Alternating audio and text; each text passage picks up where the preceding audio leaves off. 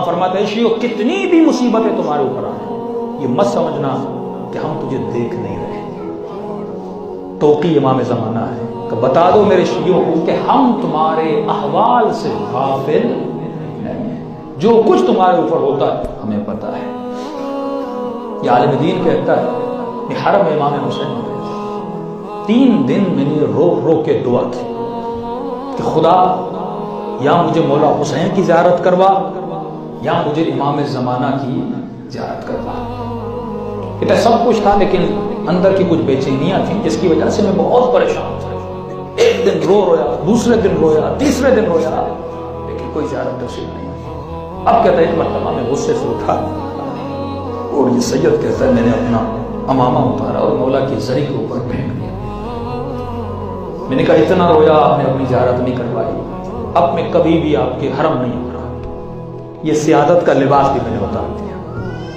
کہتا یہ کہہ کے روتا ہوا حرم سے باہر نکلا۔ جیسے باہر نکلا تو راستے میں ایک خوبصورت سید ملے۔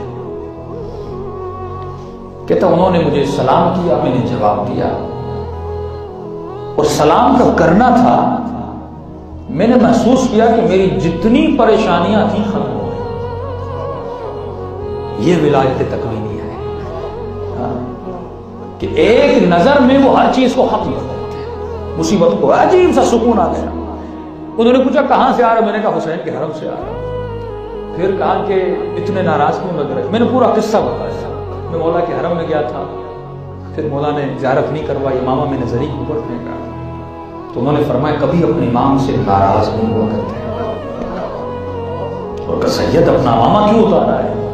کہ حسین کی زیارت تو تمہارے لیے مشکل ہے لیکن مہدی کی زیارت تم کر سکتے ہو۔ کہ رات کا وقت تھا، 3-4 بجے رات کے وقت تھے، مجھے اچانک بازار میں لے گئے۔ آقا وحید خراسانی اس واقعے کو نقل کرتے ہیں کہ جیسے بازار سے گزرنے لگے ایک دکان کھلی ہوئی تھی، انہوں نے کہا جاؤ اس دکان پر اور اپنے لیے امامہ لو۔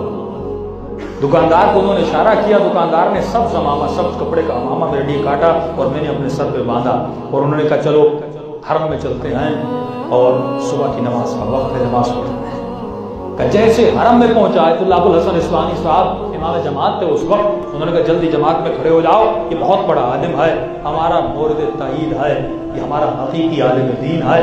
میں فوراً نماز میں کھڑا ہوا، لیکن میں نے کیا دیکھا، مجھے تو کہا کہ جماعت میں کھڑے ہو جاؤ، خود مولا جا کے آگے یعنی محراب سے بھی آگے خود کھڑے ہو گئے اور فراغا نماز پڑھنے لگے۔ میں پوری نماز میں سوچ رہا تھا مجھے جماعت کے لیے کہا ہے لیکن خود اکیلے کیوں کھڑے ہوئے ہیں۔ یہاں نماز ختم ہوئی، میں نے مڑ کر دیکھا ان کا وجود وہاں سے غائب ہو چکا تھا۔ اب میں پریشان ہوا، دوڑے دوڑے بازار میں گیا جہاں سے امامہ لے کر دیا تھا تاکہ اس شخص سے پوچھوں کہ واقعی وہ شخص کون تھا جس نے کہا تھا مجھے کپڑا دو۔ جب بازار میں گیا اچانک مجھے یاد آیا ارے رات کے 3 بجے ہیں، پورا بازار بند تھا۔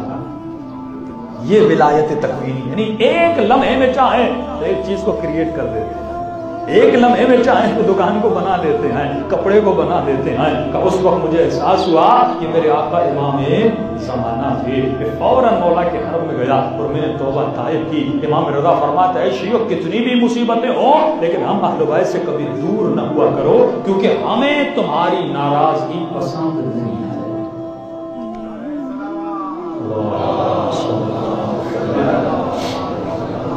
اللہ